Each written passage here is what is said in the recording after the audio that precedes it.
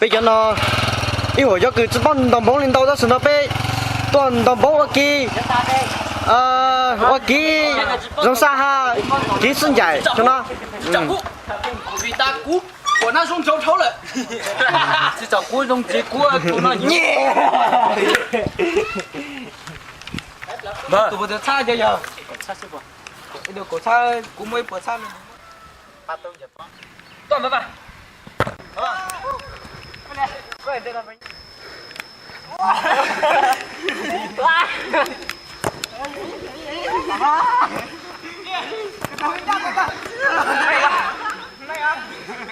ta xuống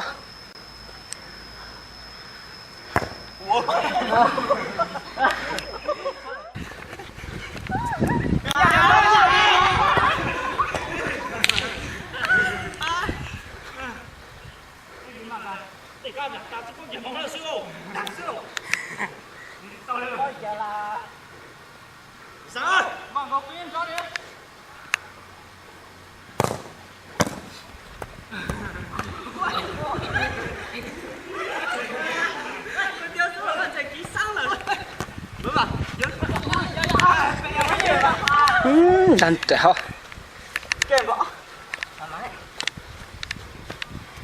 ui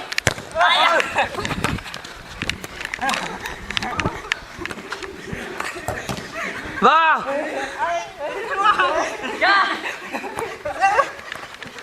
ơ lạnh thế tadi nak hazard dah kecil dah kan dah itu nak sama ta tấn công này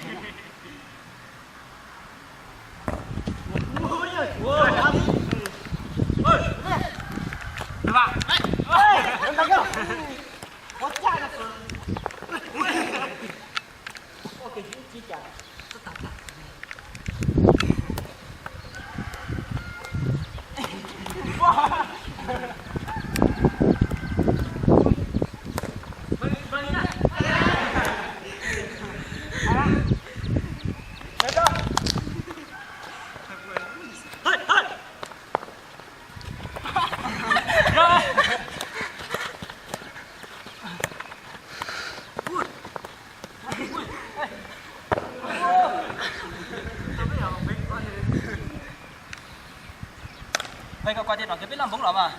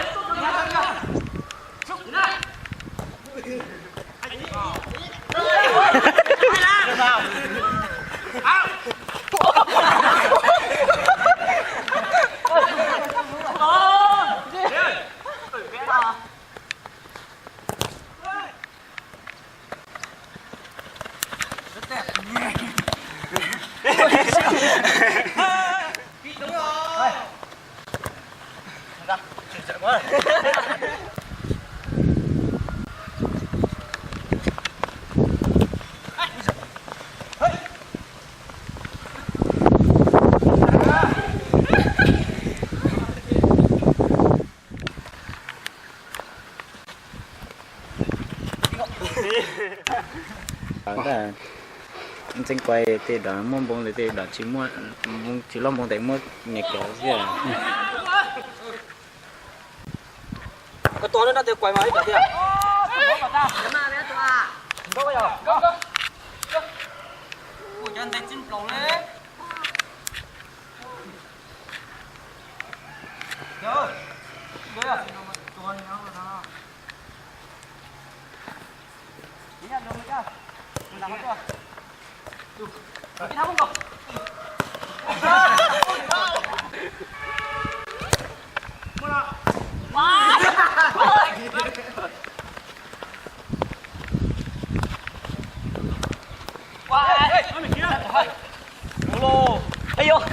kéo thì xóa xưa. Vâng quá, ôm gần tiếng ấm không?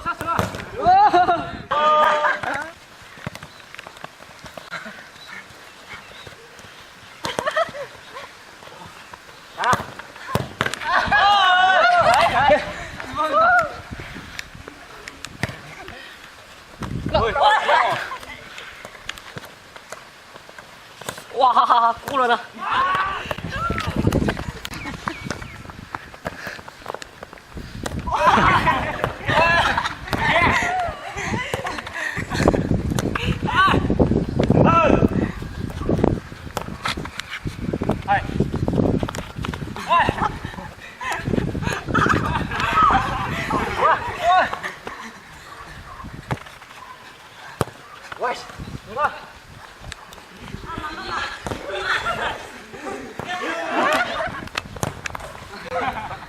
Con đi gõ. Mày ơi, chưa kìa. Mày lại.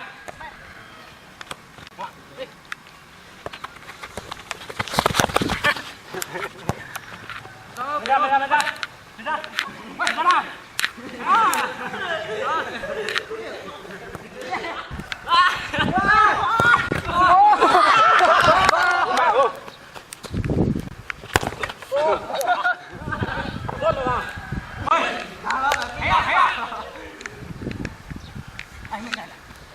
Mày to nó gọi là mày biết chụp nó cờ đây.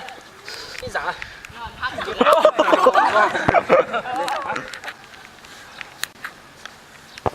Wow. Wow, nó xuống ra rồi.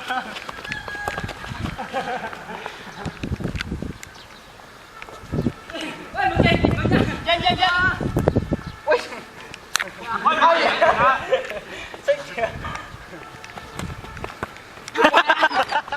Ôi. Ôi. Wow. Ok. Đấy. Cờ tôi móc tình cũng được. Đâu? Ra. Xuống. Ra. Ok,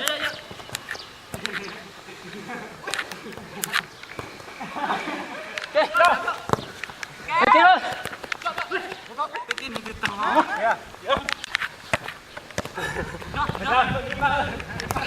Ôi giời.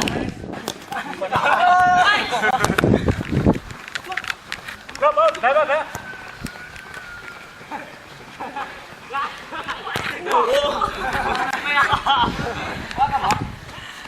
Nó còn mồm à? Nhà xuống mà. Ai quá còn. Mía rồi lại đó. Ôi.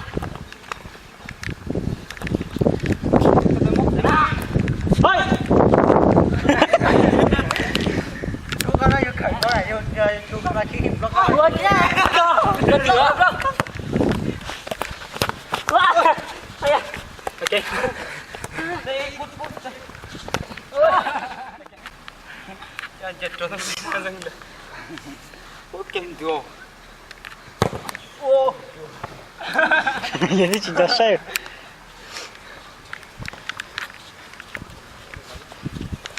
어때요, 누나? Lên nóc nhà. Có cua chưa? Chỉ mẹ tôi đã cao là mẹ tôi kiểu. Đưa ra, thắng thua.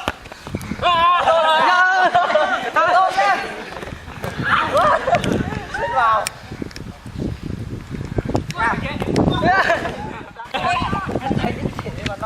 Ôi. Tóm lên, tóm lên.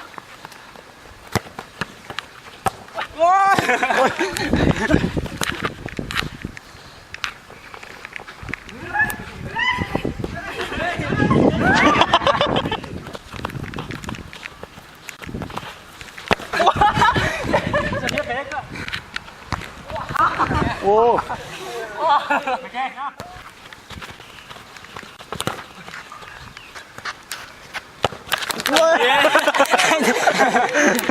Chết tay.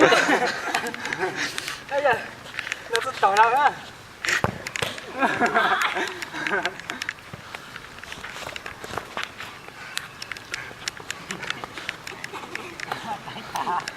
Ơi. Cái gì vậy?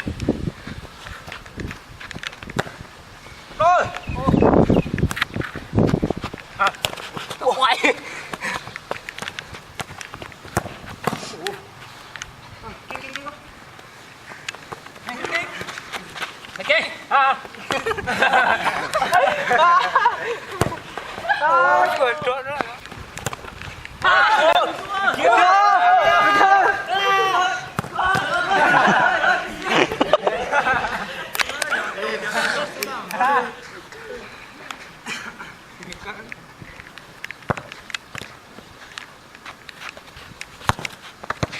Đâu?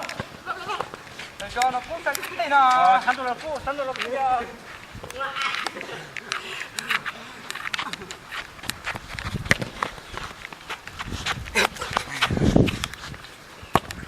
OK 啊，两把双分，哪个是先生啊？